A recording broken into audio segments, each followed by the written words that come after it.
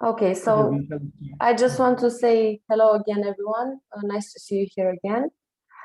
Today we are going to continue the cloud native series with our host today, Bashir.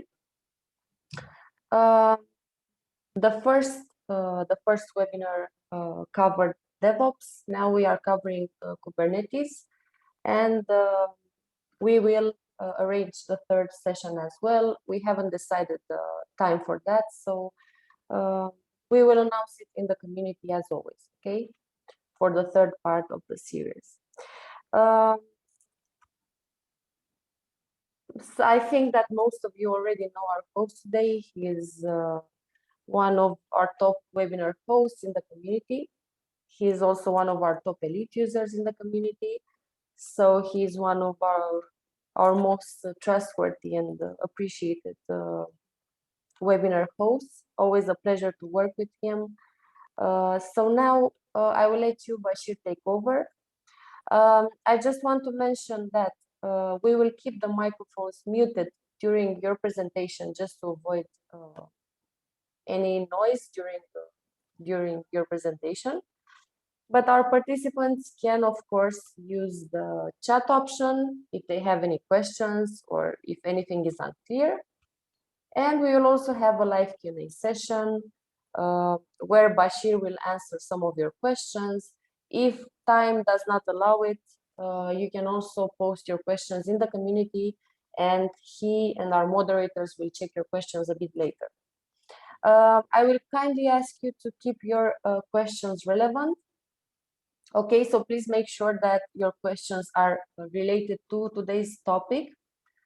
This is very important because, as I said, we have limited time, so we cannot answer too many questions during the live session.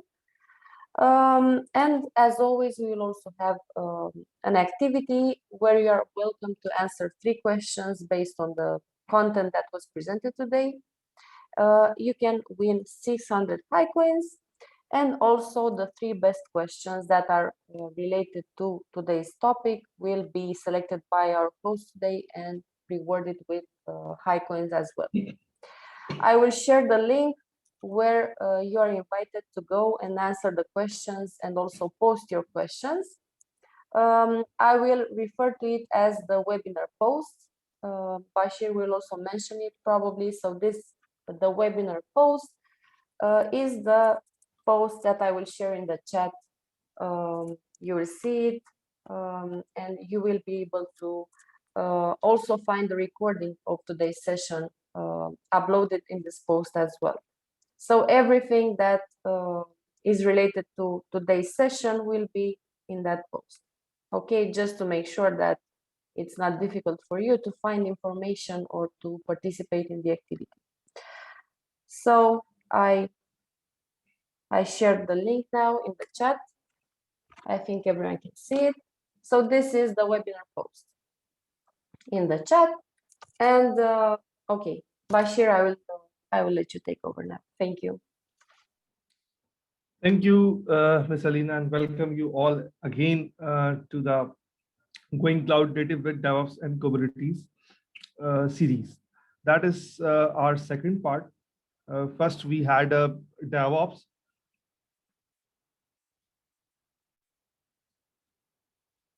So the first part was more about DevOps, and this is our second part. So we'll start with the second part. Before going that, we'll see what is our journey and what we are going to achieve.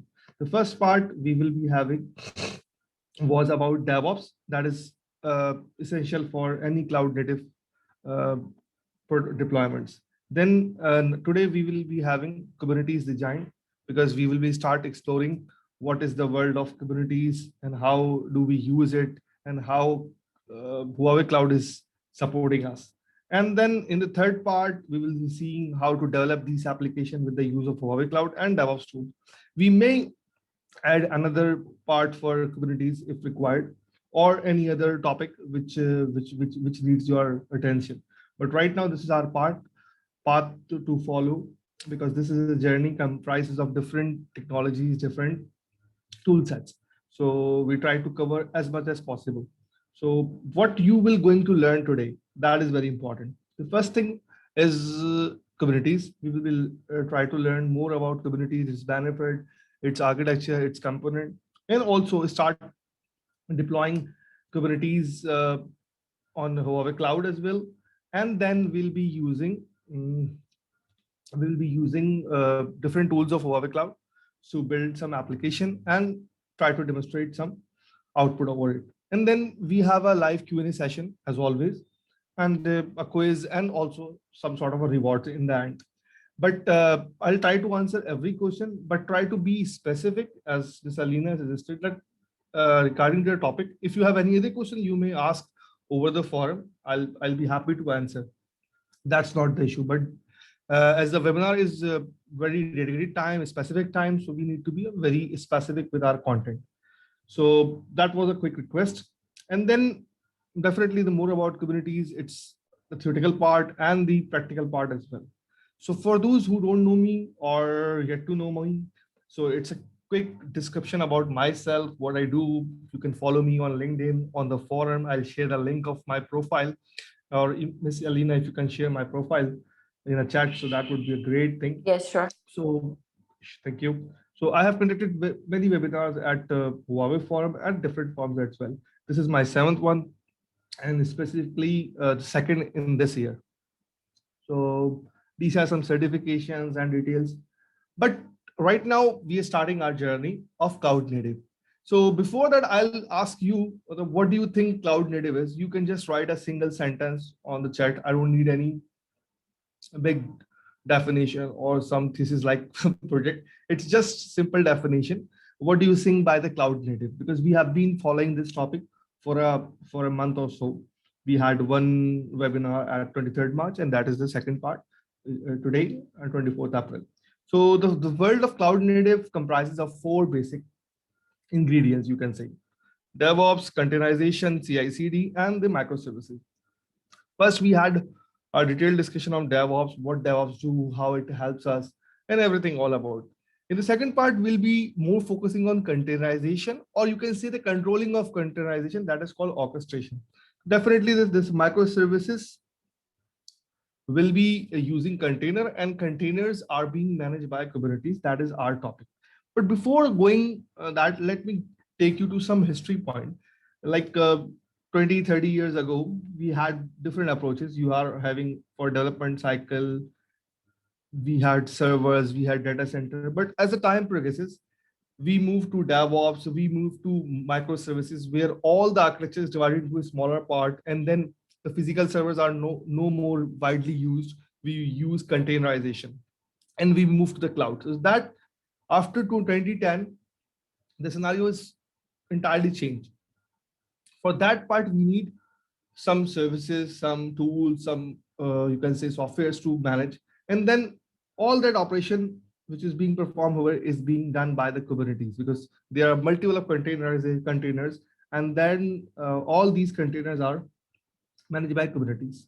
It's a quick introduction, but let me tell you in detail in upcoming slides. As I mentioned, there are 4 parts, basic parts of cloud native: microservices. It's been dividing whole bunch of software cycle into a smaller part. And these microservices are being used by the container.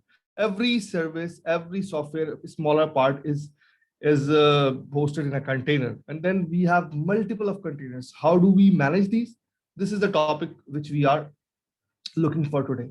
But before going to that detail, I'll try to ask you about the container. The container is a generic English word which we always heard in different parts of the world. But container in computer or in the IT world is something, a computing resource, a short computing resource, which has shared CPU and memory with the host. So for example, I have a laptop, I can have multiple of containers available, and all these containers are small tiny computers. So maybe in my laptop, I am running 100 containers. In one container, I am running my web server, and in second container, I'm running my video conferencing server. In third part, I'm storing some data, and then list goes on. But what if I have thousands and millions of them? Then the problem comes in, and that problem will be solved by something which we are going to discuss today. But before that, the container is very versatile thing. You can run any services, and you can run container on any platform. This one page picture is, you can say, a bird eye view of the world of container. You can run container on your servers, your laptops, your desktops, your machines, your public cloud, even on your Raspberry Pi. So the container can run anywhere.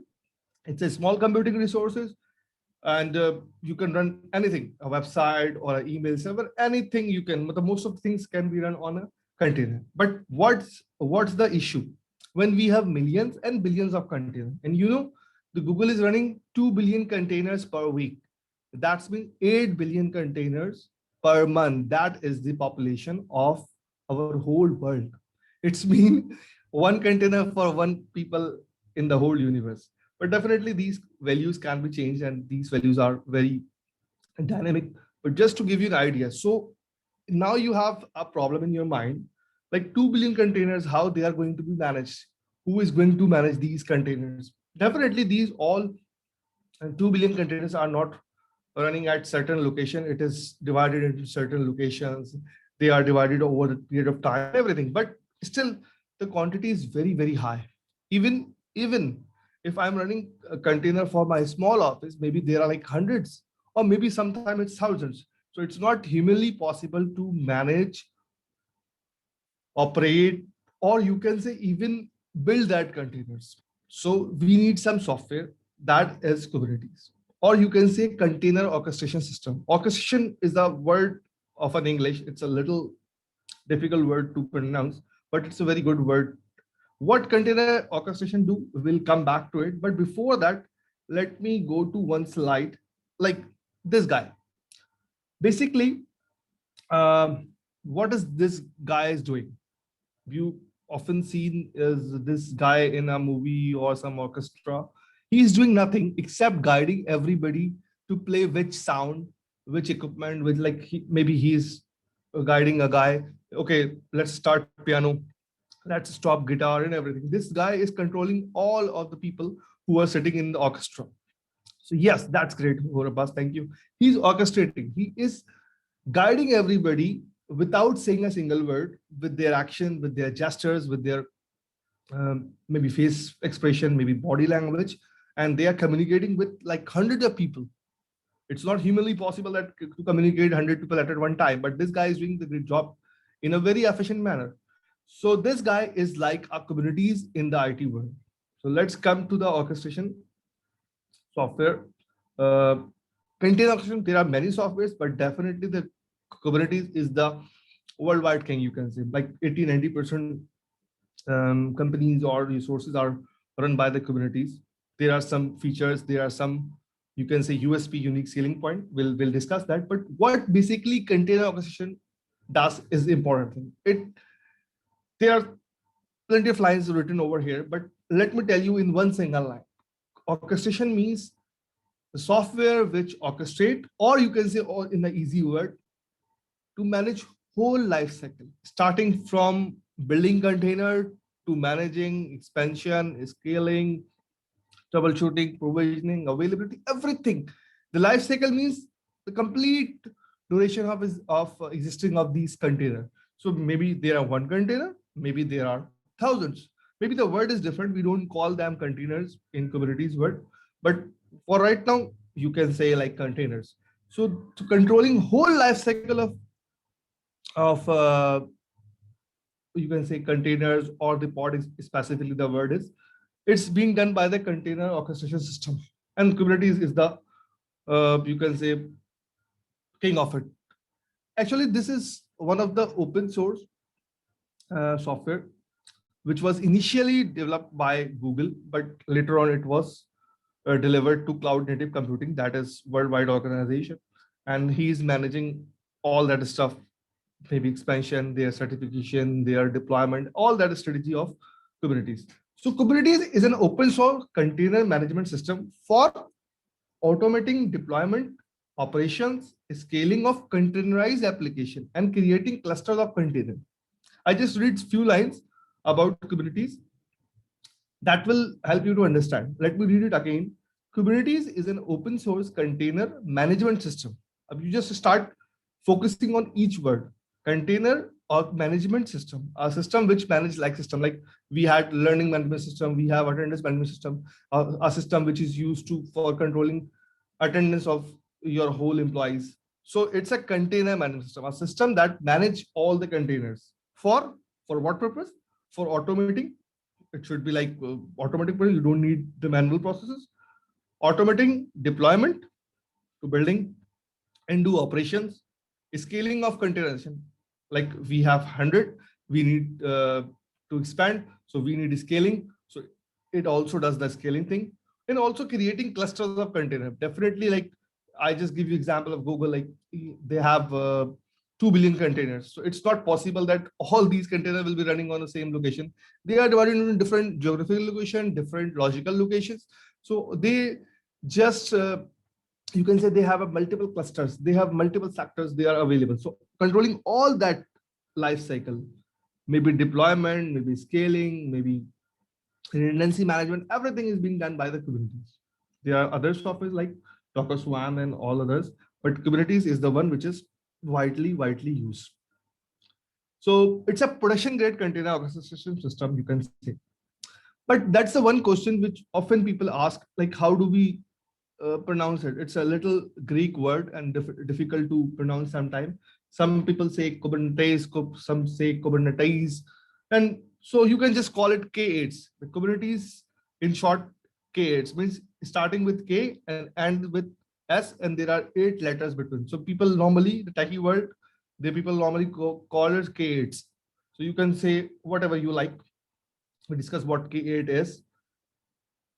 So I was discussing like Kubernetes is one of the most widely adopted and widely accepted. The reason are very much evident in that slide. Like in the last year, there's a high increase, and also the availability is very high, demand is very high, experts are very limited, and because of lack of training and networking needs are some more. These are some points which I just jot down. But a basic thing which comes every time when we search Kubernetes, maybe you can go to the Google Trend and find the word Kubernetes versus anything. So you will get to know the how much people are moving toward it. There are some other softwares, but the Kubernetes is being managed by CNCF. That is one of the reason, and it's an open source. That is second reason, and the third thing is that every major cloud provider is supporting that. Maybe you are running your resources on Huawei Cloud, maybe on some other cloud, ABC, maybe you are running your resources on your private data center. Kubernetes can run everywhere. It's like if I give you a common life example. I have ABC mobile, I have Huawei mobile, I have Samsung mobile, but Android works everywhere. Maybe there little change in Huawei mobile, there's some little change in some other mobile, but that's thing which Kubernetes is available for every platform.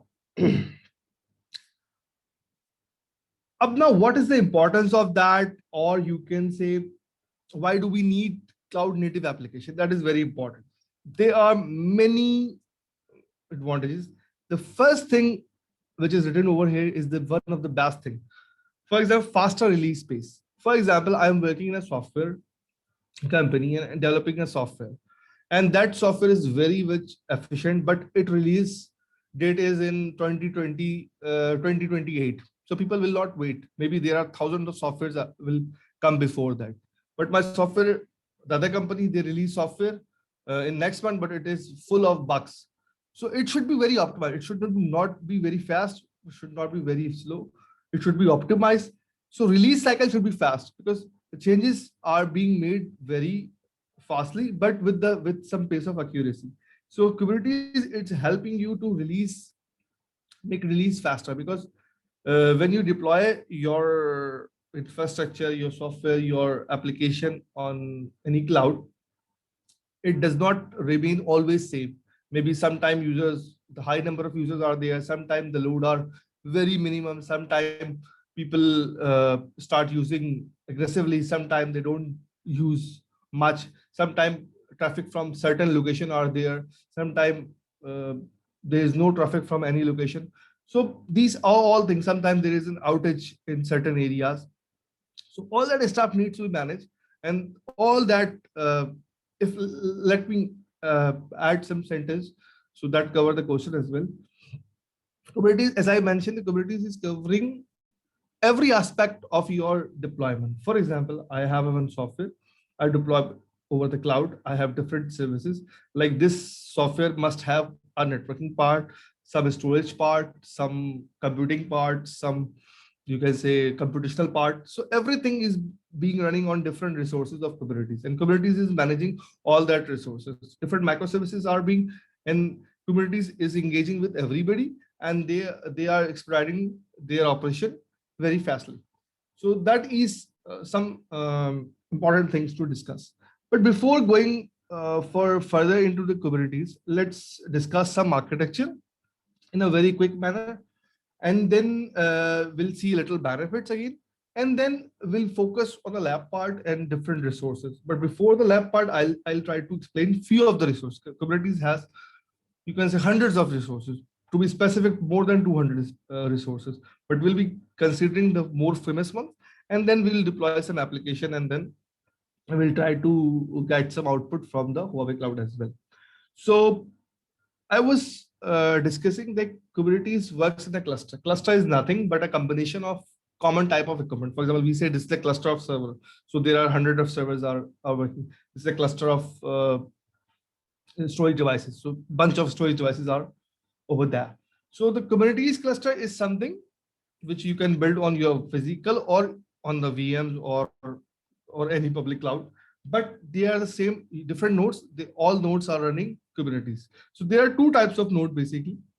One is master node. Most of them are the worker node. Normally, it's a good practice to have at least 3 master nodes, and then you have multiple worker nodes. Fine. So master node is the one which is more like a controlling plane, which doesn't do any operation except controlling all that worker nodes. And worker nodes are the computers or the machines or the VMs where your application, your containerized application are hosted, and they are all working. If you see this diagram, you will see there's a one master node and one worker node. Master node has different, you can say, blocks like API servers, scheduler. We'll discuss what these are. And then we have a worker node which has 2 or 3 parts like proxy, kubelet, and CRI, container runtime interface. And then we have different loads, containers. So this is, you can say, one block diagram of number of worker nodes can be as much as possible, but maximum tested with the Kubernetes is 5,000. Definitely, there's no company in the world which will make that much higher number of nodes, because it's not easy to manage, and it's not a efficient resource of utilization.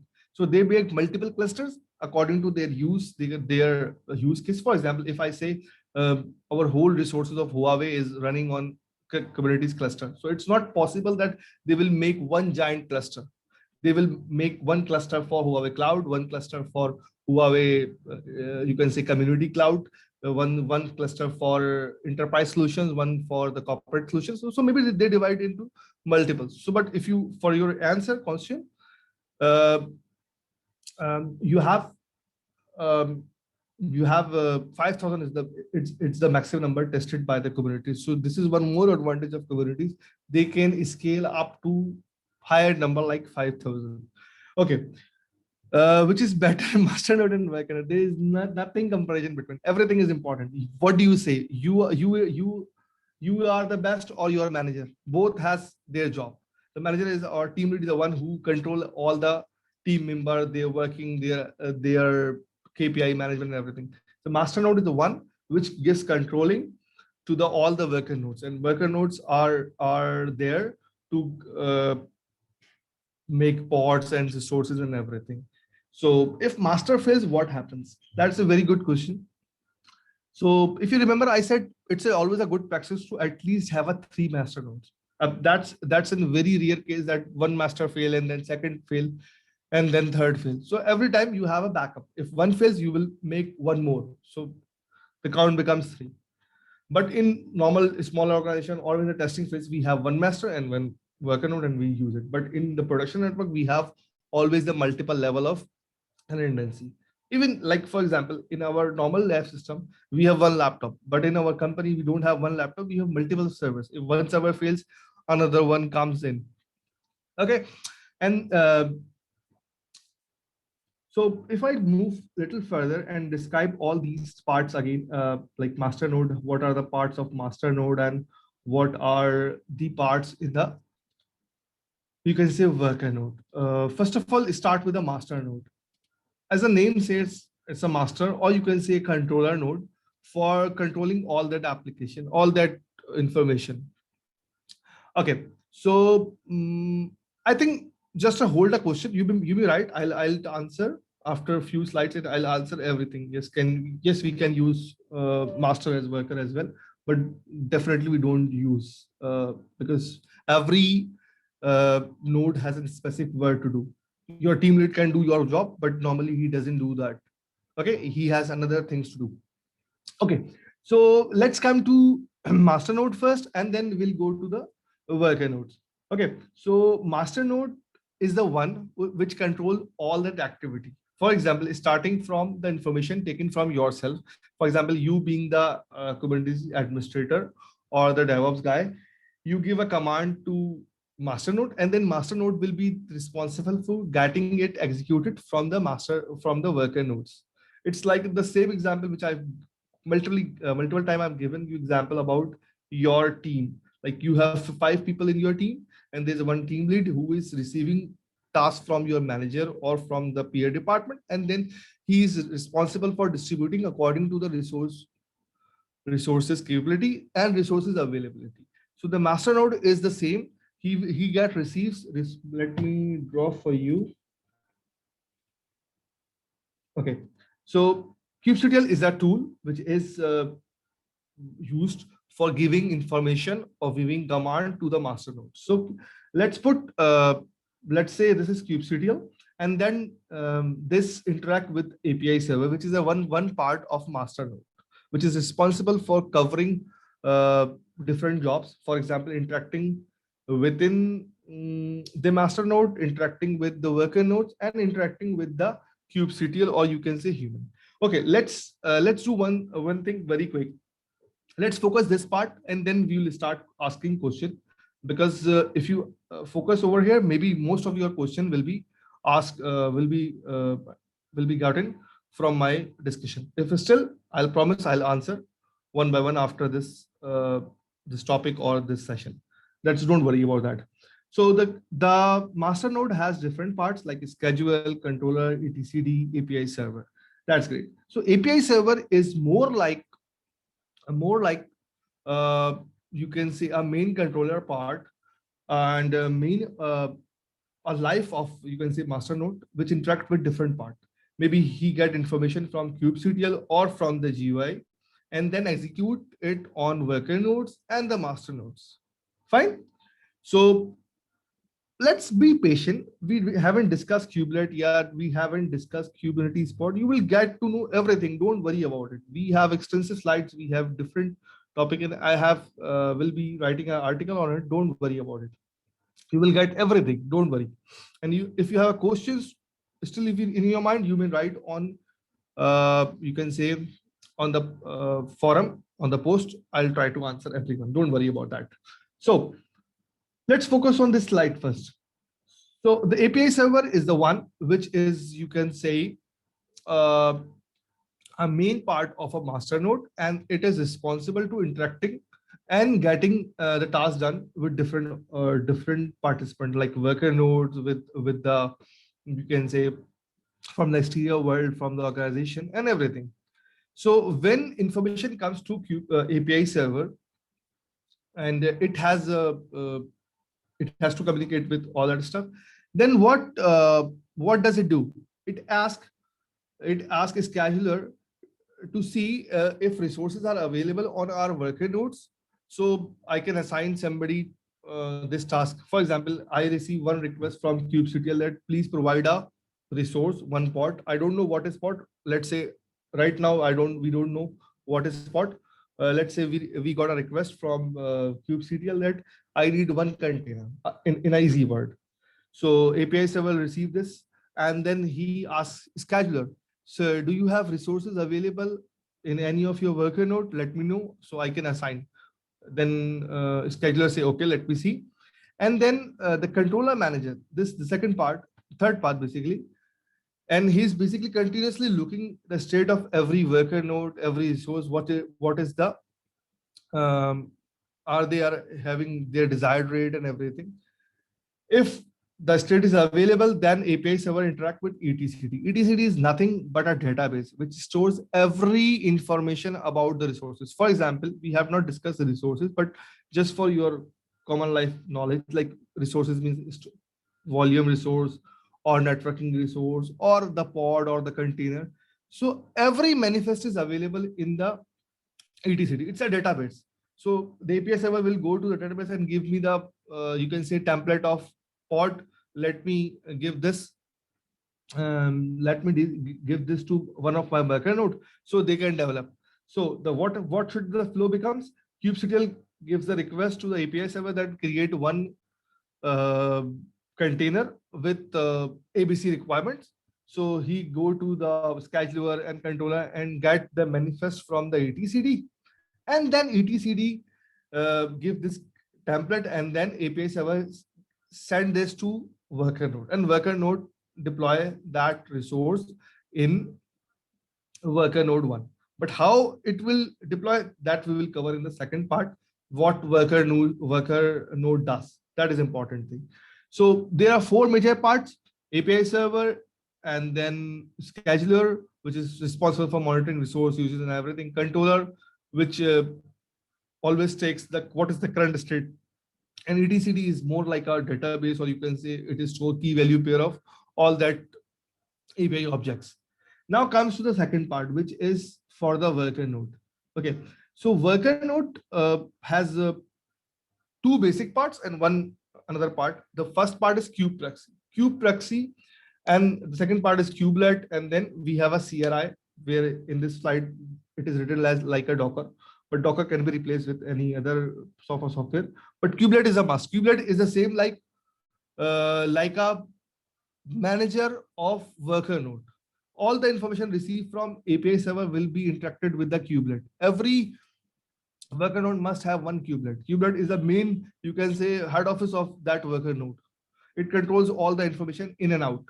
If any information which is required from outside world, then kubelet asks kubeproxy to communicate. For example, I have received this request from kubectl and then API server that I need one container which is running Nginx, that is a web server. Definitely kubelet doesn't have the information about Nginx. So he asked kubeproxy to get this information from Docker Hub or from any third-party media, and then kubeproxy will do their job. Kubeproxy is more like a networking part. It's like a router, or you can say gateway to outside world, and then he will try to get that information for you. And then kubelet will ask Docker to make the image, make the container from this image and run different containers. For right now, one container is equal to one pod for you, but we will discuss what's the difference between pod and the container. A very quick question: are Kubernetes and Docker related? Definitely, they are related. Docker or any container management software is there to create containers, and Kubernetes are there to manage these containers. So we used to we used to use Docker initially in Kubernetes, but now we are using CRI, any software which can make container runtime. Okay, so that is the flow. Let me explain this in a another way. So we'll be having a revision and also in a graphical form. For example, this diagram will show you another perspective. For example, I got one information from my Kubernetes administrator that I need two deployments, one of, let's say, Nginx, another of MongoDB, let's say. So it comes to API server. What API server will do, he will ask controller manager to see what is the current status of resources and object. Everything is a resource. For example, right now we don't know much of the resources. We know container is one resource, and we know storage is one resource. We know networking is one resource. So the controller manager, the name shows, it says resource object management. And then the scheduler is like more like you can say timekeeper, which has to create what is the time to make these, all that scheduling. It's more like a scheduling. And etcd store the states. What is the current state? Okay, that's the important thing. All that comes, all that things which you are asking will come later. Services, cluster, don't worry about anything. Try to focus which I am trying to deliver right now. You will get everything. Don't worry about it. If we'll not cover in this part, we'll be having another part for the community. Don't need to worry about anything. So yes, so these three parts will help create our resources. And then kubelet is the one which is to create container. But as kubelet got the information, kubelet said, I don't have that image. So he asked the proxy, which I show you in the last figure. So in a very quick manner, yes, etcd is like more like a database. In a short, I said it stores values in a key value pair in a form, and like every resource, state of every resource is saved in etcd. It is, if you see in a Kubernetes cluster, etcd is a database. You can easily get. Okay, so again, the flow, what the complete flow like this. If I get information in a YAML file or in the command form, I got from the administrator, which will come to the API server. It up in this diagram, it is very easy because it's a block diagram and the one liner is written over here just for your understanding. Which handles change request. Like I got, I'm running 5 deployments and another request comes in, like I need one pod or one container. So it receives the change request. In etcd, it store the configuration. I know this is database. The controller watch the etcd change, like we have 2 data, 5 deployment was running. I need one more pod.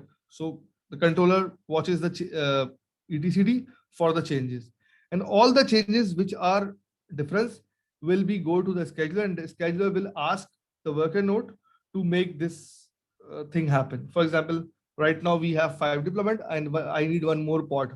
So the addition of pod will be coming from the master node and to the worker node. Node or the worker node are the same thing. He will ask to the kubelet, and kubelet will see if the image is available. That's good. He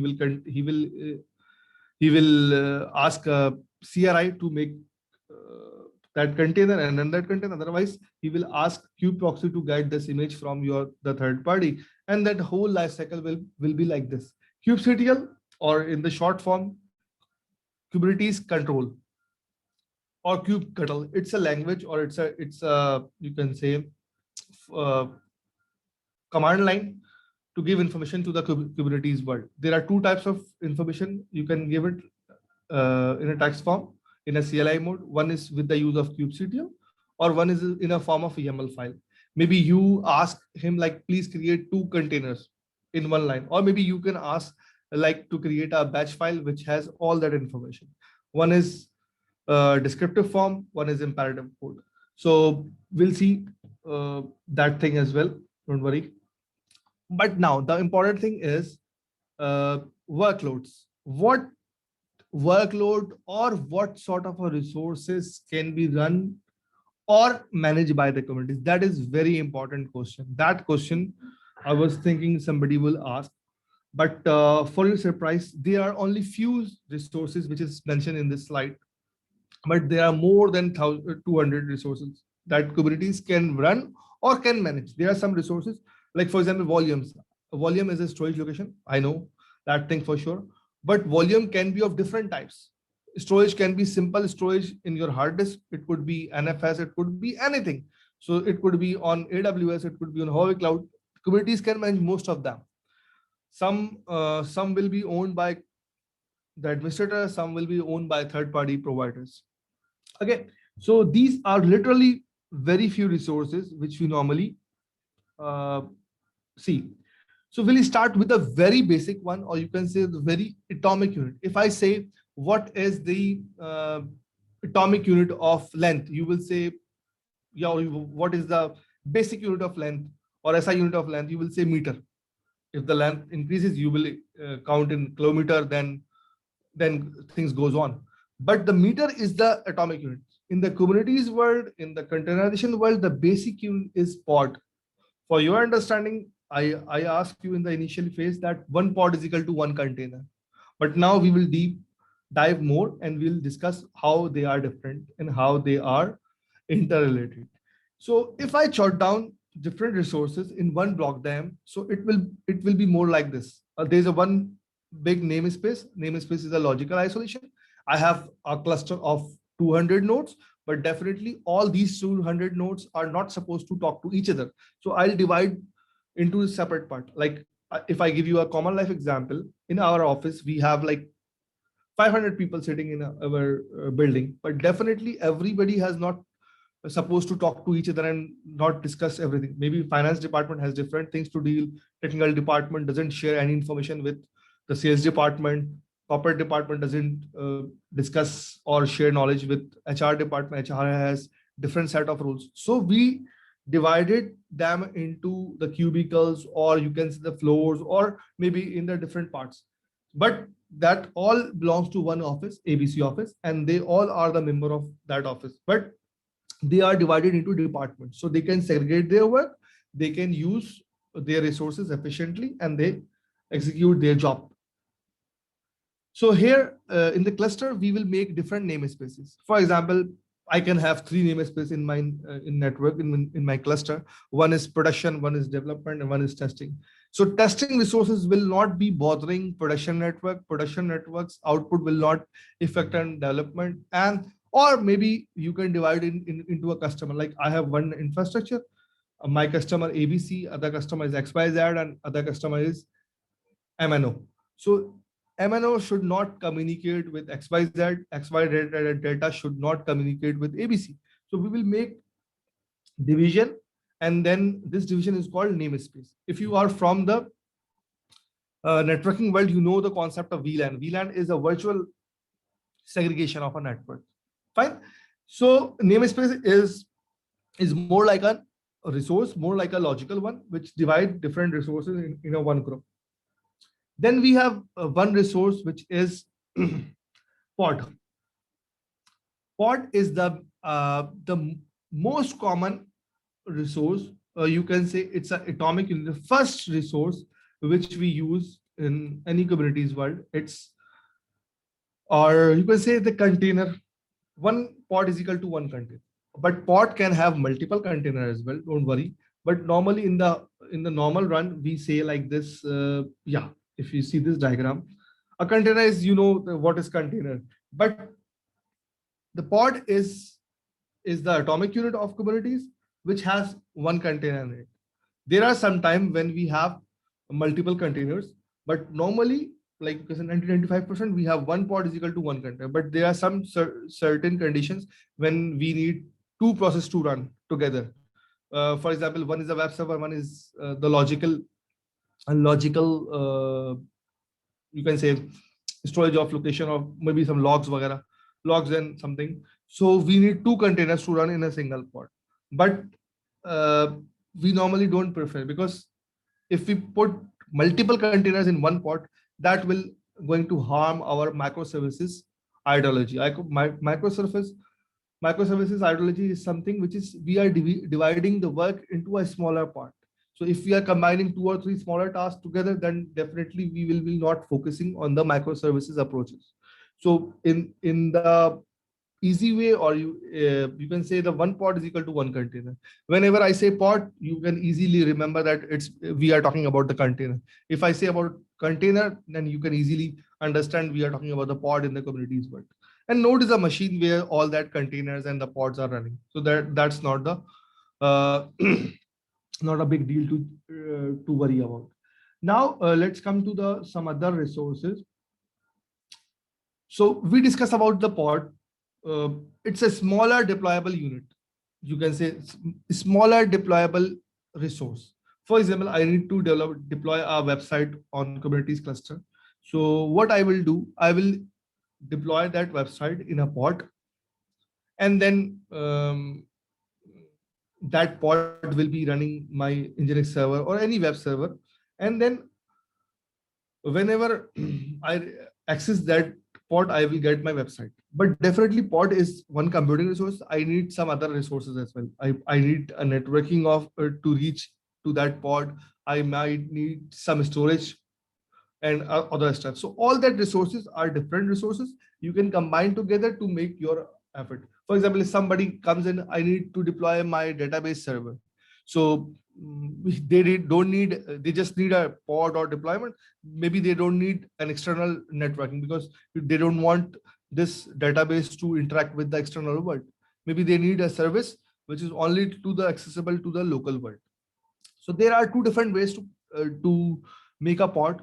Maybe you can write a kubectl command as I discussed in the previous slide, or maybe you can write a bunch of lines which is in form of a YAML language, and that is called declarative method, where you are defining that the name should be Nginx, image should be Nginx, port number 8080 should be used, and the name of pod should be simple.web app.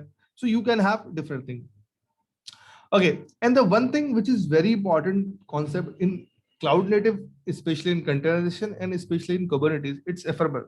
The nature is ephemeral. That the pods or any resource, they are bound to die.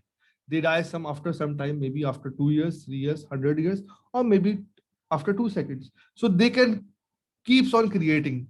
We don't need to run again and again. We don't need uh, to think like normal traditional servers where you just brought a server and it will last for like 100 months or something. So we design network in that way. If any pod comes in or comes out, our services will not be affected. What does that mean? For example, if I need to deploy a website, so I will not be using a pod alone. Maybe I'll deploy my website into multiple pods. So if one pod die, I don't worry. If 2 pods die, I don't need to worry. If 3 pods die, even still I don't need to worry because I have multiples available. And if 1 pods die, and traffic shifts to second one, and then the first pod will become restarted and everything. And if you need to store data, then you don't need to store it on the pod, because pod, I know pod is keeps on dying and keeps uh, establishing again. So we store data in some volume or some storage. It is same like you store your confidential data in not on your laptop, maybe in your pocket device or in your USB or in your maybe in your online storage. So every time if I go to the other laptop, my data should be reserved. If anything bad's happened to my laptop also, so you will be having your data saved. So that is all about pod. So how to interact with pod? Because pod is running on their node. Maybe if I'm sitting on that node, I can access. But what if uh, if a people or my party, my colleague is sitting on the cluster, and he's also want to access this pod. So what he will do? He can access or not? This is the question to you from my side. Let me see the chat first.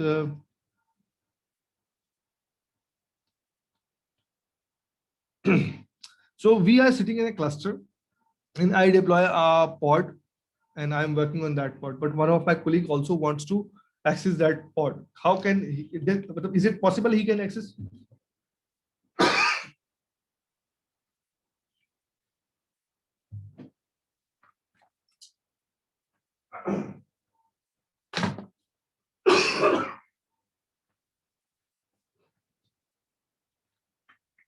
Okay, I got few answer. No, he cannot.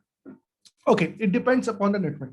If I say they are on the same cluster, definitely they can access, but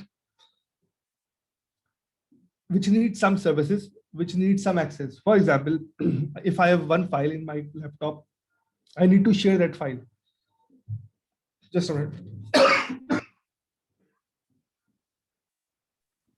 Take your time, drink some water, don't worry. Okay. Sorry, apologies. Okay, so let's say I have one file available in my laptop and we are sitting on the same office, but we cannot share data until I save this file and share with my colleague. I'll go and allow a sharing option, and then I can share. So I need to create some services. This type of service can be changed. It could be internal, it could be external. Okay. So so back again. So that is called services. This is the second topic which we need to consider. Services is the way of accessing. Very right. So how do you access these services? Is it within the cluster, outside the cluster, within the node, outside the node, everything? There are three major types. The first one is cluster IP, which means that all the resources can be accessible within the cluster. Maybe I have one node in my cluster, or maybe I can have 1,000 nodes in my cluster. That if I create cluster IP, then it's mean I can access that resource from any of the node, but within that node. But if I want that this resource is accessible to other node as well, so I'll create node port. And if I want this resource is accessible to the external world, then I'll be using load balancer or some other, but normally load balancers are being used. So these are three services. The diagram are very much visible. That these services also is very important in to provide the path, and also it helps us in distributing that task. If we see the first diagram in the left side, let me draw. Let's say I create a one logical resource that is called services, and which interact with three pods. And if I comes here, so the services will divide my traffic to this pod, sometime to this pod, sometime to this pod. So not only this is providing me the path, which it's also providing me the redundancy, it's also providing me to the balancing. Okay. And this is the cluster IP, only accessible within the cluster. But if I want to access this services or this pod from the outside world, for example, these pods are hosted in my data center in Dubai, but I am sitting in Pakistan. So I need a load balancer, which is like more like a, in an easy word, if I say, it's a router with a public IP. So I can access my load balancer from any part.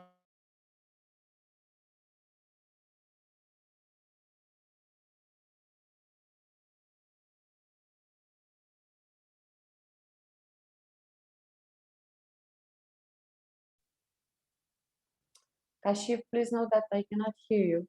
Can someone please confirm in the chat if you can hear if you can hear Bashir or not? Okay, so it's not just for me. Okay, Bashir, please know that we cannot hear you, so maybe you should try to maybe exit the meeting and join it again.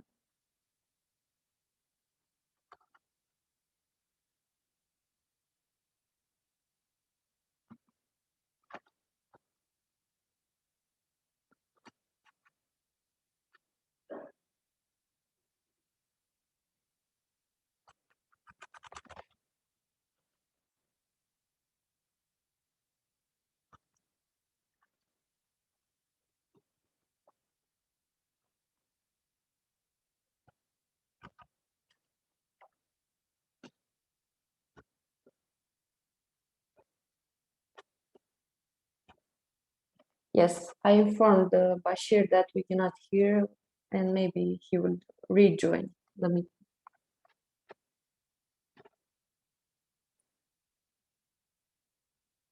So please wait for 1 minute before he's able to join the meeting again.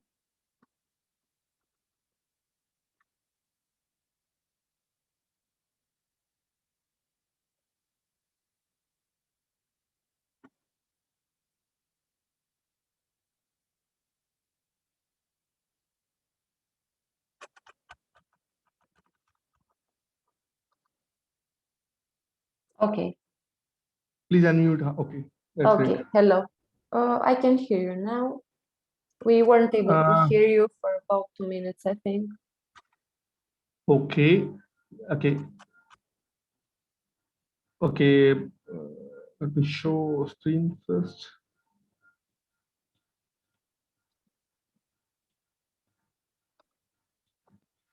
Okay, so where were we?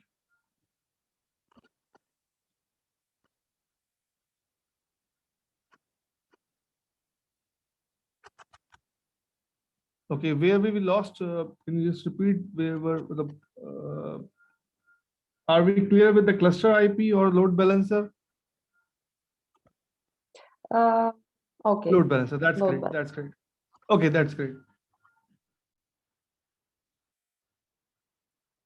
Okay, that's great. Last one. Okay, that's great. Thank you, Abdurrahman. So load balancer has the his job. Everybody has a certain job to follow. The load balancer is a one which is communicating with the outside world, and then it's sending information to the services. Services will divide the traffic to the different pods. But definitely load balancer will not do any job except until he has one public IP. So he can reach able to the world, and world can reach to load balancer as well. So services are the logical resources, but very important to have. Now we'll see some more resources. Okay, before going to the resources, let's discuss some concept. Like this white box is one pod which has multiple containers. I said the ideally should be one, but sometimes we need one or more containers. So let's say we have two containers. One is Nginx container, one is a logger, which is supposed to store logs.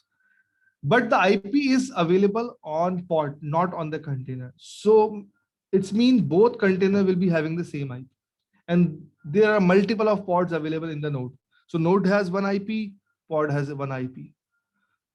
So if I want to access this container, I need services to create. Okay, now comes the deployment. Now we have discussed like the pod and everything, but I also mentioned one thing in the start that we don't deploy anything on the pod. We'll make it redundant. We make it multiple in accounts. So we make a deployment is a upper layer. You can say it consists of different resources, and in that resources you have multiple pods. Even if you need to deploy your application in one pod, you will make a deployment is you can say it's a whole project. In project maybe there are one person, maybe in a project you have 1,000 persons, and everybody has a different jobs. So the deployment will manage everything, the pods, the resources, the volume, and other services and everything. Then you will create services to the deployment, not to the pod, because we know the pod are the one with the nature of recreating. So if I create one service with the pod and pod is die, so what we will do? So we will make, or maybe we need expansion. We previously we had one pod, now we need two or three or four. So that would be difficult to shift traffic from one pod to multiple pods. So we will create deployment even if the number of participant, number of pod are or only one. But now normally we don't create any single pod or a deployment with single pod. We create with a different pod, because containers or the pods are very small unit. You can run multiple containers. That is not the issue. So you can say deployment is the upper layer. It's an umbrella which consists of different part. You can run multiple pods in it. You can create a service with a deployment, and uh, you can create different volumes attached with the deployments. So all the pods which is in the deployment will be accessing these volume. Volume is a storage, basically is a location. So deployment and other resources which we can discuss is jobs and a cron job. Before jobs and cron job, we'll discuss one thing. Like in our Windows or in our Linux system, we have a software which is called a scheduler. Maybe I created a batch file in a Linux, and I said this batch file should run at 3 a.m. in the night, for example.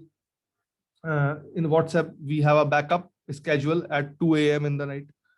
So I said, this is my file and it has to run on every Tuesday at 3 p.m. in the afternoon. So we create a job or a cron job. Cron job is the job with some time bound limit. That I need this resource when, for example, a certain action is performed, then this job has to perform.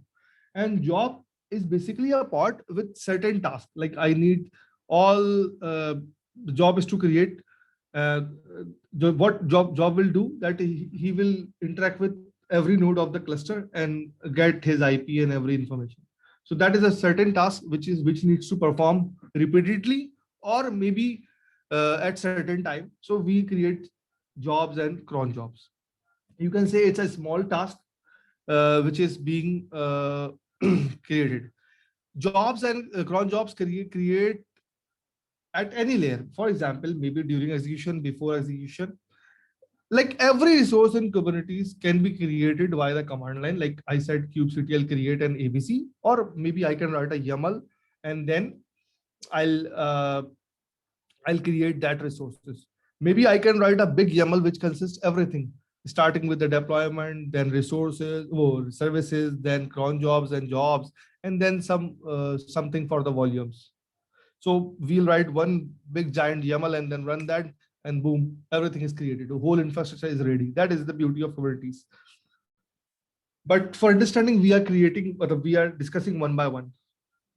And then definitely you can use these resources as per your need. Definitely, maybe some organization, they are only using deployment and the volumes. They don't need anything. But some companies, maybe they are using volumes and jobs and all other things.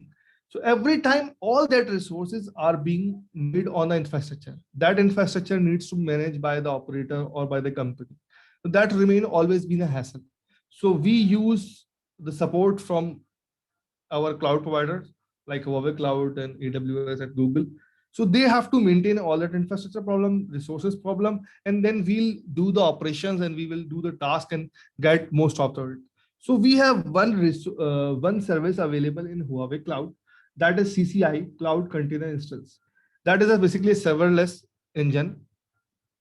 So what this service does is give you a platform, and you said I need this thing. For example, I can go and I ask I need 2 deployments. So they will manage everything. They will give you the output of 2 deployment. Maybe you can ask him create 2 deployment, one for Nginx, one for uh, Apache, and all that stuff which we are discussing will be managed by the Huawei Cloud. It's the same example if I code it with a normal life. In normal life, what we do in cloud providers, we ask him that provide 2 VMs, 2 ECS machines for Huawei Cloud. Name can be different to different vendors. But if we need 2 computing resources, we just go to the cloud provider and then said, okay, give me 100 resources. Okay, so 100 resources. So all that problem, availability of server, availability of networking, availability of security, everything has to maintain by the cloud service provider. We need to have the platform available and we'll work according to our need. Maybe we install any software on it. Maybe we use as our deployment phase. We need for some testing purposes. So this is a good thing. So CCI is the same thing, which is a serverless container engine. It is used to run different containers, different Kubernetes resources without worrying about how to manage it, how to deploy it, how to operate it. We just got the output and we'll use it. So CCI is one of the good resources. I'll be sharing one article over it on this by tomorrow something. So you will get to know more about CCI. There are so many advantages. It's a one-stop container lifecycle. Like we say, Kubernetes is the one which is manage everything, but the physical hardware, the infrastructure has to maintain by CCI, and we will be using Kubernetes and everything. So manage all that stuff. Now we will be moving toward the lab part. But before going to the lab part, I'll be trying answering some questions in a quick manner because most of the questions are being already answered, and some questions are not very much related. Like what is the difference between pod and deployment? Pod is like, we have discussed this thing, great. Can you explain different Kubernetes pods? Like pods is a computing resource, I said, you can use in a different manner. For example, one is a main container. There are different pods type. Like one um, one pod is used for the doing certain task. One type of pod is used to complement that task. For example, I give you example of that logging. One container for the for the web server. Other one is for the logging part. It is just to save the logs and everything, which is commonly called as a sidecar. Okay, at what level CG are created? Already answered. What is the difference between Kubernetes and the container? Container is a computing resource. Kubernetes is the one which is managing all that containers. What is the limitation using default namespace? It's same like that. If your whole office is sitting on a one floor, so you can tell me what are the limitations. Everybody is mess up with each other. You cannot divide like who is management layer, who is marketing guy, how to communicate, and there's a so much loud. Common issues with Kubernetes. The one thing which is Kubernetes, the issue or the challenge is the somehow complexity or lack of resources, because the resources in terms of human resources. What communication path between API servers to node, pod, and services? We have discussed this thing in a detailed manner, how to set resource requests and limits. Okay, so one thing, how to set resource. This is an advanced topic, but just to give you an answer in a quick way, every resource can be controlled. Like I said, pod is a small computing resources, so we will not be trying to think like, for example, my pod is a small resource and I don't want to put heavy load on it. So we will put some limitation. For example, this pod should not go to the 200 milli CPU. This is a, for example, unit of CPU, or maybe XYZ information. So we can limit and request it. If this much request comes, then serve it. Otherwise, go to another pod or maybe add some more. This is called scaling up. Which programming language is used in kubectl? Kubectl is basically a set of instruction in which you write like kubectl create deployment. The kubectl is a word, and then create is an action, and then object. In like in English, we use subject verb object. Is more like this. Subject is the kubectl, and action is a create, delete, and something, and then object is what you want and how do you want. But the best thing is to use YAML. So let me go to console.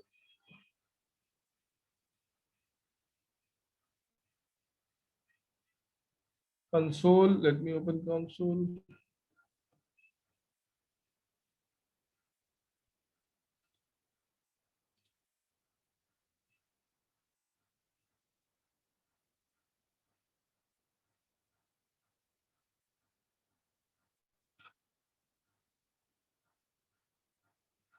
Okay, that's a good question, Fahad. Hi, Bashir. In case of disaster, could you please explain the backup restoration?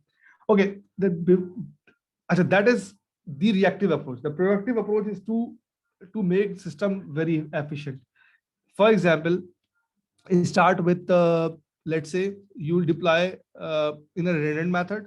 For example, every resource should be redundant in sort of a in form of a resources, in form of geographical location, in form of a availability. And definitely, as I mentioned, normally we used three masters and multiple workers. Definitely, we will be not saying like you will create one worker node and deploy all the resources on that worker node. What if this worker node fails due to any reason?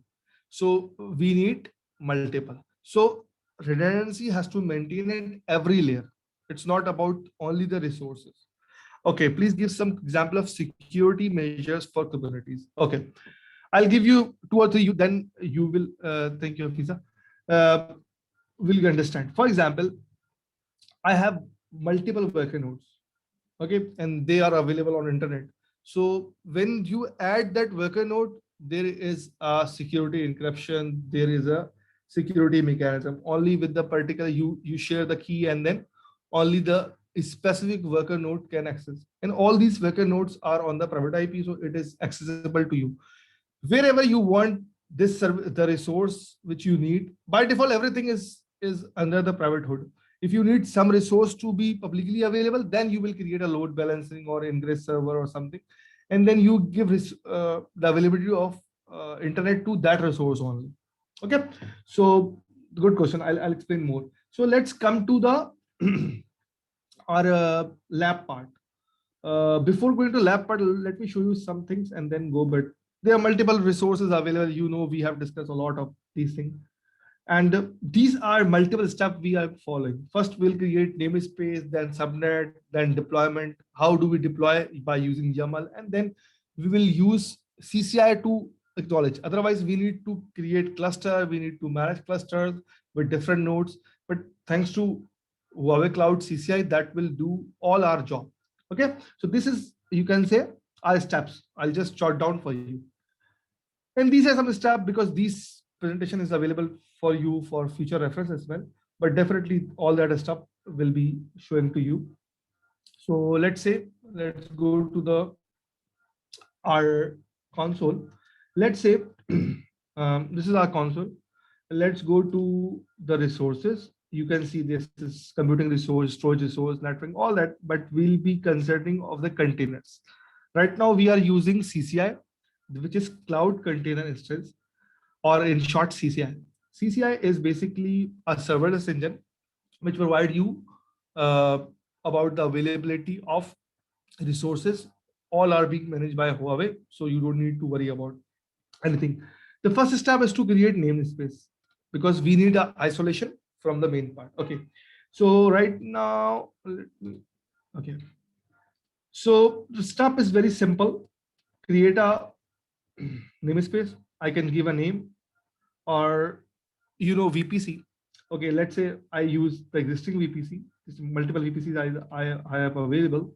So, and then I'll define which subnet. Let's say I use subnet 1, which is 10.0.0.0/24. And then I create. So namespace is just a logical one. Now I can create workloads. How I will create? Let's say this is this stepwise. I create a namespace with the subnet. Right now I have, what is this? Okay, so these are the steps which we need to follow. Okay, let's say now go to the namespace list. Now you can see multiple namespaces available. Right now I have only one. You can create multiple namespaces. Okay, so let's go to the workloads. Now we can deploy different workloads. Okay, so like we have deployment, we can have job, we can have cron jobs, we can have pods, but we cannot create pod directly. We need to create a deployment. Okay, as soon as we create deployment, you will see the pods are being created over here. So first of all, there are two options to create deployment. Either you use an image, if you have image available, or you can write a YAML. YAML is a form of language that will provide every information that what do you need, it's an extensive thing. Maybe I'll share something on a forum how to read that YAML and everything, or maybe we'll discuss in some other session that how to write YAML and how to make it efficient. Okay, so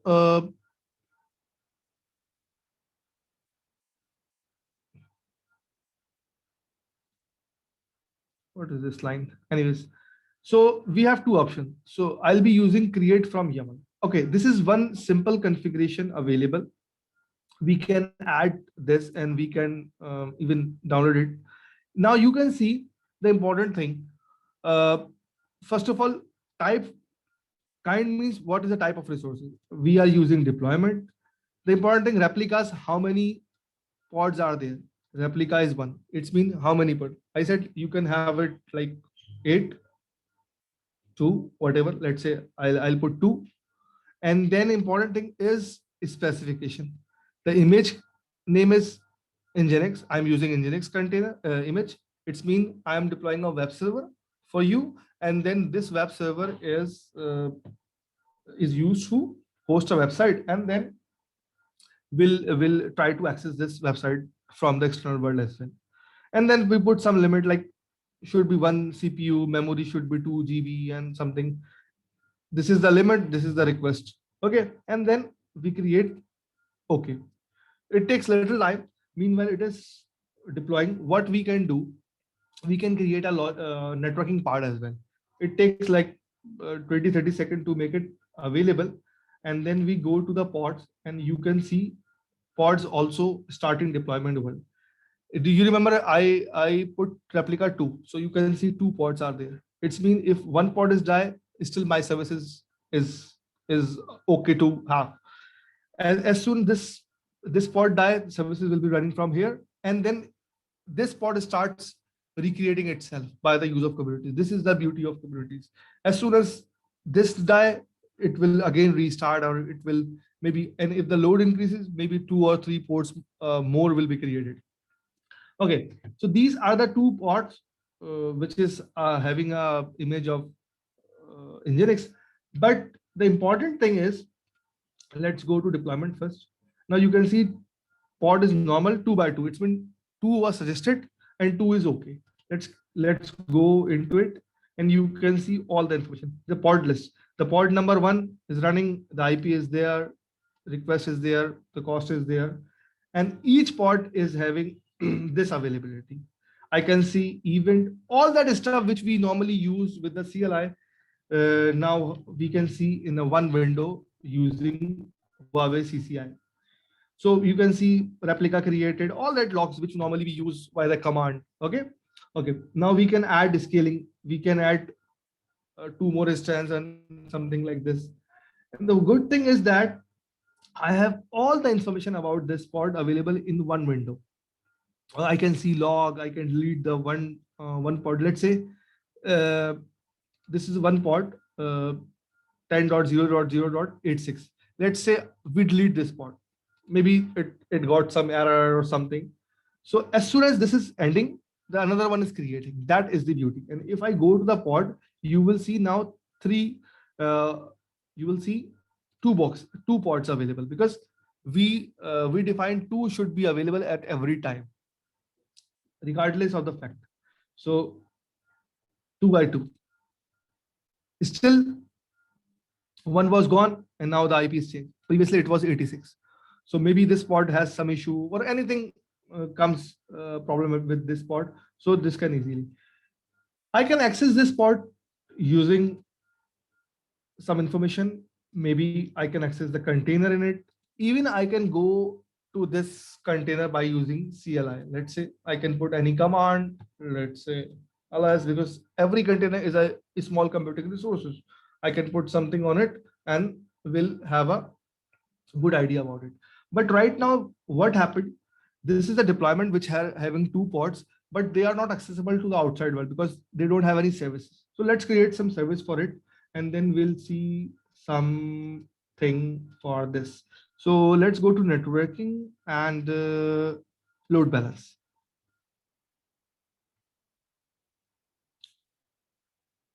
Okay, right now we don't have any load balancer. It's been no connectivity with the outside. So let's buy Elastic Cloud. Okay, we don't need the dedicated one. The shared one is fine. B, remember the VPC name. We have multiple VPCs. I use the C1. B, that's fine. Subnet 1 was used. That's fine. Okay, and the traffic of 5 MB is enough for me. Simple option. Elastic load balance is very easy option, not to worry about. Maybe I'll write the article. I'll snapshot every step one by one for you. Don't worry about it. Hit next, and now they will show you the region is Singapore. The name is this. Just make sure the VPC and subnet should be accurate. Otherwise, definitely my load balancer will not be able to communicate with my resources of Kubernetes. Let's put create for a while. It takes little time, and now you will see start running, but still it is not having public IP.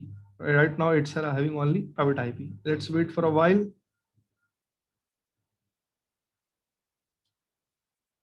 Let's see, we have enabled public IP or not. Yes, we got this. Okay, this is the public IP which we are having.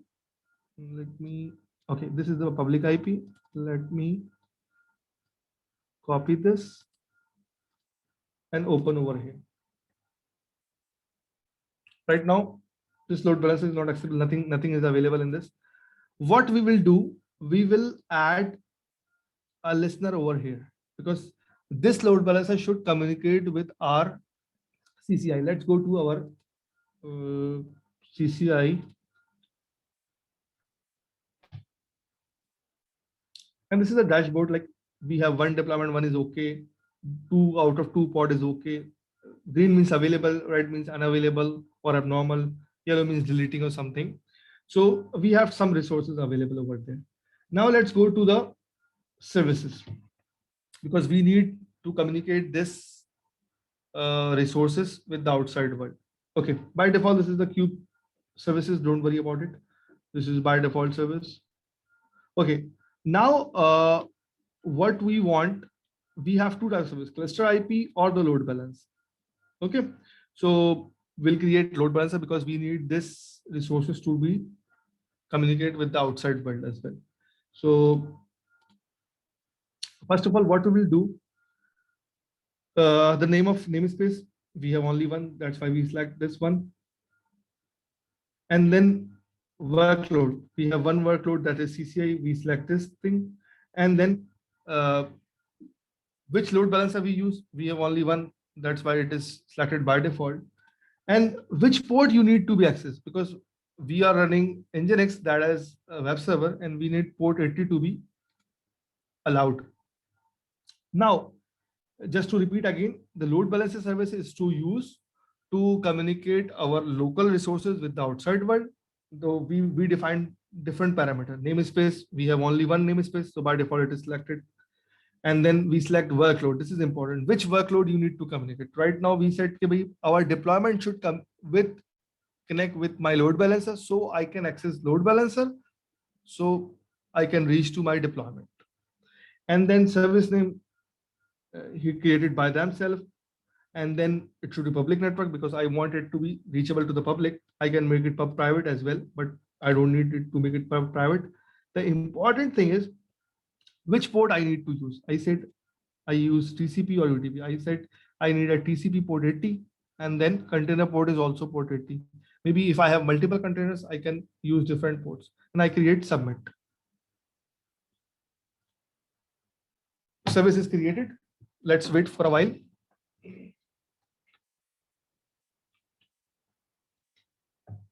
Okay, service created. Now tell me, if I refresh this page, what should, oh, it's already refreshed. So I can see my Nginx page is reachable, but it's a default Nginx page. But I want this Nginx page to be changed, because I need to change this website. So I can say thank you to all of you to attend this webinar even during the holidays. So what I can do, I can go to the deployment. Let's say go to the pod and open one pod. We had two pods, I remember. One with IP of 87, I guess. Let me see. One is with the 87, other was with 235. We have two pods. Let's see, we'll go to one pod, like say this one, and go to their CLI.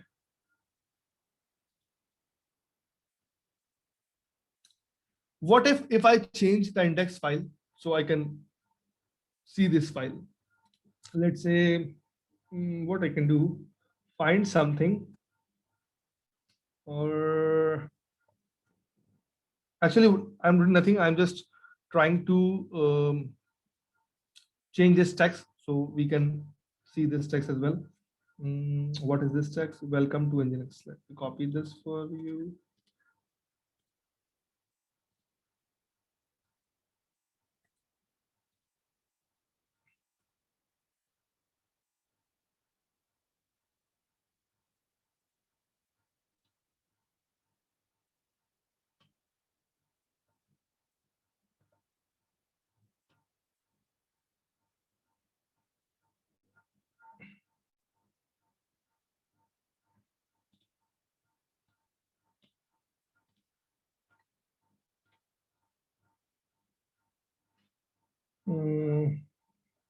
Okay, I can do one thing.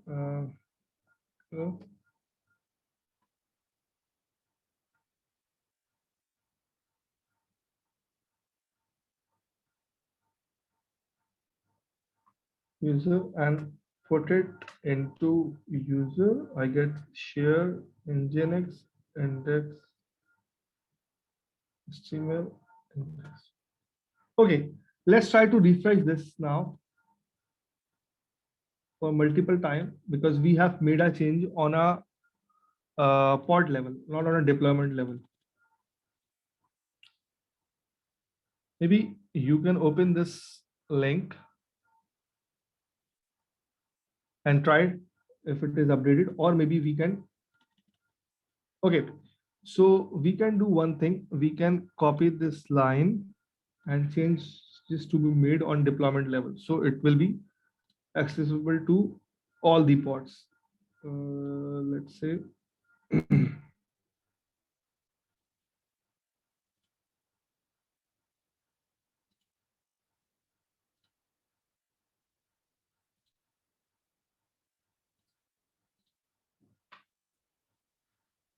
Okay, let's refresh now.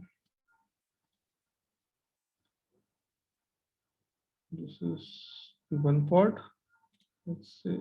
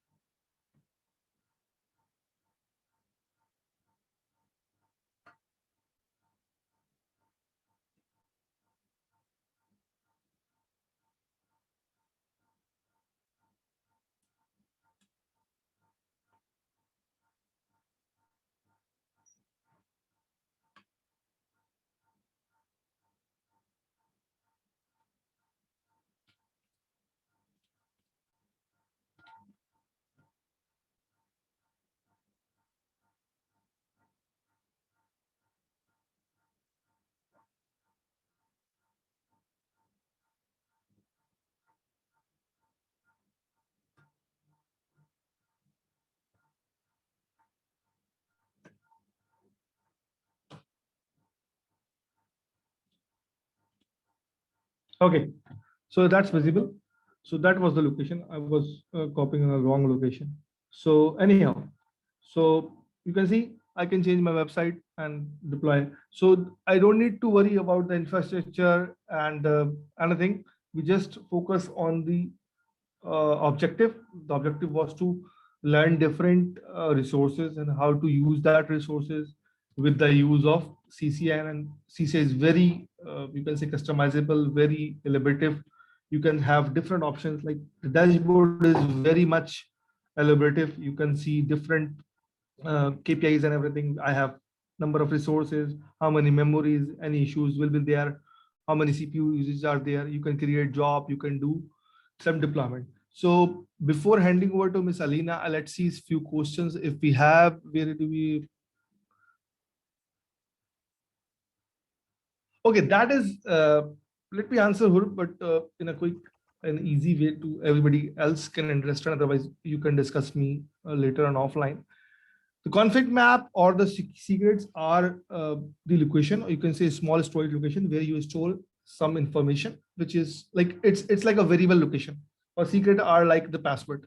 Config map is something resource where you store the username and something, or secrets are the one which is used for some private data like passwords, your PIN number, your security tokens, and everything. And they are stored ideally on the pod level, but you can store it to some other location just for make it secure. Okay, and the other part is that everybody cannot see, because definitely your access to your CCI is not uh, available to anybody else except you share the password and everything. It's same like I have something confidential in my email, but that is not visible to you or anybody else until unless I have shared the password. Even we have MFA available. Even if my password is shared, nobody will be able to get into my email. So thank you for the question. Thank you for the appreciation, Ms. Big Bang. Takopedia, everyone. Maybe I don't remember the name. Babar, Fahad, thank you. Miss Hafiza, Babar Bashir, thank you. So open to have a question. Meanwhile, I'll go to the top. Or sometime, thank you, Kimi. People from Nigeria is there, from everywhere. That's great. How many containers run in a pod? I can run multiple containers, but definitely we don't do this unless it is very much required. Ideally, one container is equal to one pod. What is a Kubernetes stateful set? Okay, these are multiple resources we need. The state should be available. Without access, he cannot. Achha, this is something which you answer. Services are used to connect the pod, very right. Or what is the security consider? We have discussed this thing. What is, can you explain the difference between Kubernetes pod and deployment? We have discussed, Saqib, that's great. Can we share config or data between two namespaces if there is a requirement? Yes, Mr. Zadi, we can do it. Or network on which node? Kubernetes network proxy or kubeproxy? Kubeproxy is run on Workerdot, which is responsible for getting information from the outside world. And what is the role of scheduler? We have discussed. Do Kubernetes pods share resources? Ms. Hafsa, I did not get your question. Resources share, the pod is itself a resources, but definitely pod does not work alone. It's need different resources as well. And what is container resource monitoring? Thank you. Good question, half engineer. Every resource can be monitored with different KPI. For example, if you are using CCI, you can use dashboard option. This is the dashboard option. We can monitor different things. But there are some tools which will also use to monitor the resources. And if I go to the workload and click on deployment, then I can monitor my deployment. All that resources, their KPIs and everything, the logs are there, events are there. If you click on a pod list, you can see live usage, CPU usage and everything, memory usage and everything.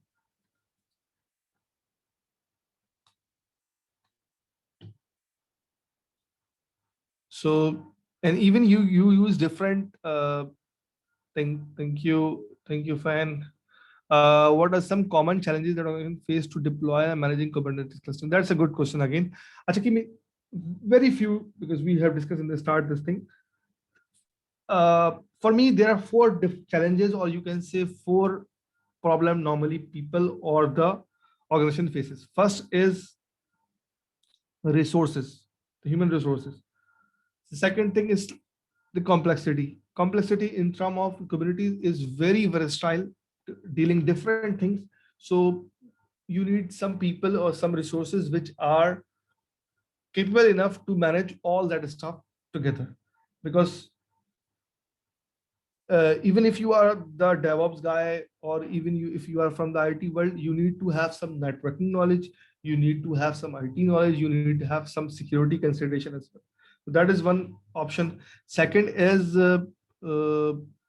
as Kubernetes is very much popular nowadays, so there is a more chances of security hacks. Vulnerabilities are there, because that's why CNCF keeps on changing their version. Currently 1.27 is going on. Every time they started deploying some features and everything, like for example, previously you can create pods and every resources. Now you need to be create with some security tokens and everything. So the things are evolving. The more things are famous, the more are they are under attack. So there are some consideration. Thank you.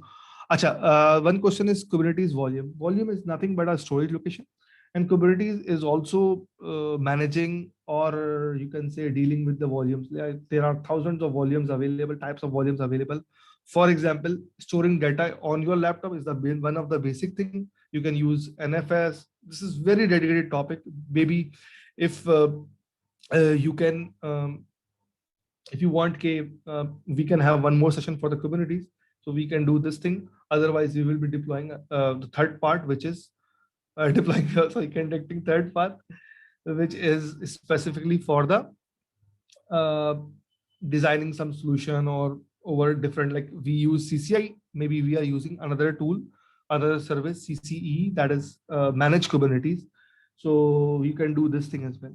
And how volumes are managed by CCI? Yes, you can manage CCI volumes as well. There's an option of storage, and you can use EVS, you can FSS Turbo, and you can create volumes, and then you interact with these volume or the storage location with your deployment and with your resources.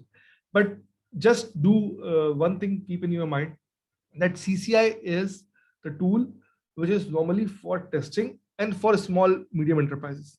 For higher enterprise and for higher load, you used managed Kubernetes. That is the other resources. Or definitely, uh, the companies normally they don't use one provider or one company. They use mix and match of the solutions. For example, some resources are on the private cloud, some are on the public cloud, some are on vendor one, some are on the vendor two. And that is the beauty and the availability of Kubernetes, that is interacting with everyone. Maybe I have a cluster of 5 nodes, and every 5 node are used or deployed on a different location, different provider, different availability. How does Kubernetes handle application updates and a rollback? Saqib, that's a very good question, but unfortunately, this is very advanced question. You can discuss me alone. That's the problem, but we need to focus one thing. But just a quick thing. Like, for example, I have made one changes, very small changing in my file, and then, but definitely these changes are not always done on a live. You just make changes and you create images, and then you start deploying one by one. For example, if WhatsApp has created some feature, so they did not go for like they upload this file to the Play Store and everybody start using. They do in a patches. For example, they deploy for some location, then some location, maybe some other sort of a like maybe they said like, okay, who wants to join the beta testing? So only dedicated group of people will get that update. So they test this update and then give the feedback. So this is called something about the rollback. But nevertheless, you can come to me if you have any different questions now, which are not related or which are out of the syllabus. You can put a ask for help post. Maybe I or somebody else will answer you, and definitely you will not be uh, still available. You can easily get the answer. So I'll try to answer, or anybody else will the answer. So you will post an answer question in ask for help, and then you get the answer. Thank you, Kimmy. Thank you for the appreciation, everybody, and thank you and everyone. Also the Eid Mubarak who are celebrating today. So, and the best thing and the very important thing, whenever you use the cloud services, always lead the resources, because definitely every resource is being charged. Maybe it's very minimum charges, but what if I multiply this with 1 million seconds, then definitely this is the in the USD, then it'll cost you higher. So it's always a good practice to delete resources if it is not in use. So I'll be doing the same thing. And over to you, Miss Alina, if you have to add something. Let me share a screen. And definitely, this is my link. You can find me on LinkedIn. You can find me on the forum, and you can follow me. That's fine. Yes, Miss Alina, over to you. Okay. Will you share the slides regarding the Yes, community? please. Thank Sure, you. sure. Okay, since it's been almost 2 hours now, I'm gonna keep it short. I just want to mention to everyone who might be new to our webinars that this training was presented to you by the Huawei support community, which is the official technical community for Huawei enterprise products, solutions, and certifications. In case you don't have an account yet, I will invite you to join us because as a member of our community, you have access to many different benefits, such as access to free knowledge. For example, you were able to attend this webinar for free, but also many other technical magazines and technical collections that you can learn from. If you are studying or preparing for a Huawei certification, you will also find a lot of useful content in our community. You have an extensive knowledge base that you can learn from if you want to improve your technical skills. And also you can use our community for problem solving. We provide technical solutions within 24 hours. And you can also become a more active member of our community. You can join us as an elite user if you feel like you can share more knowledge with the other members of our community. You can become an elite user and get access to some exclusive benefits. I will also invite you to subscribe to our monthly activities, webinars, because we have different rewards for each of them. The Q&A, the live Q&A, we already had it, right, Baz? We will not take any more questions. I think you answered most of the questions, but in case any of you have any remaining questions, please post them in the community. You can leave a comment here. I shared the link again. So you can leave a comment there. You can ask your questions there in the community. And you can also ask for help posts in the community in case you have some technical issues that you need support with. Let's go to the final slides with the activity, please.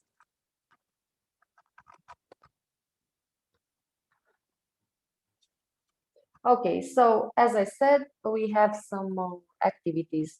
First of all, three participants who shared the best questions will be rewarded with 605 points.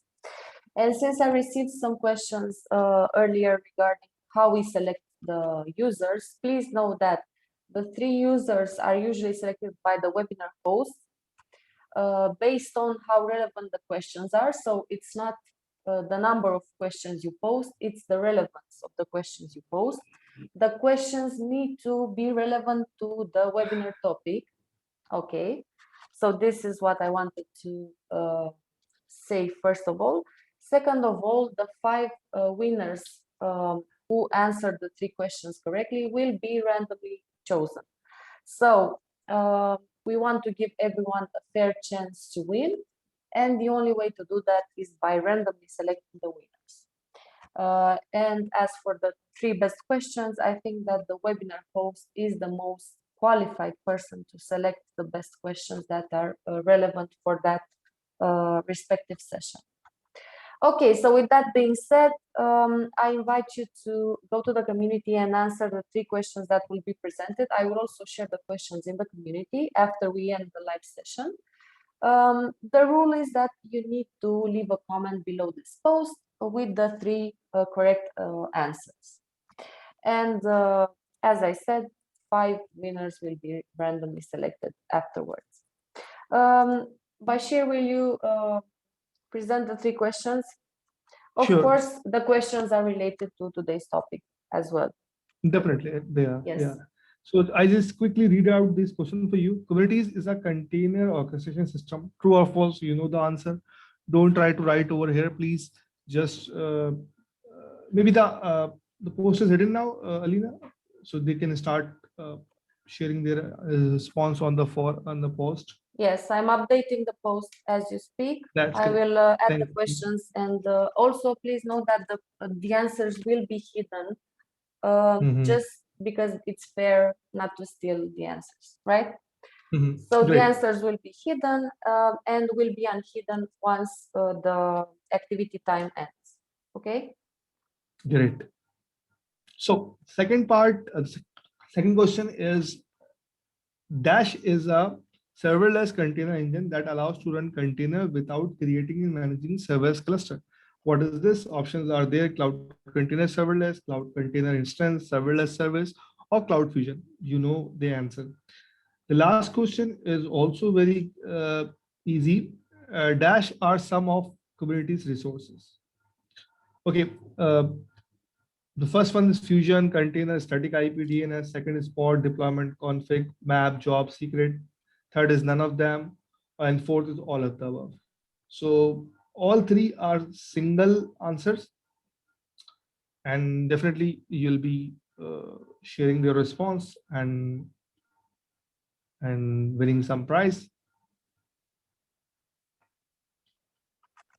Okay, so these were the 3 questions. I also shared them in the community, so you can start answering them in the comments. Basically, you need to leave a comment with the correct answers if you want to qualify for the rewards. Thanks again for joining our session today. Looking forward to our next sessions. Once we decide the 3rd session of this cloud native series, we will let you know. We will post in the community as always. So if you don't have an account yet, now is the time to register and become a member of our community to get access to all our special activities, webinars, and so on. So thanks everyone. Thank you, Bashir, especially. You're welcome. And I wish everyone a good day or evening ahead based on where you are from. And thanks again, everyone. Goodbye. Thank you. Goodbye. Thank you. Bye-bye, everyone. Bye.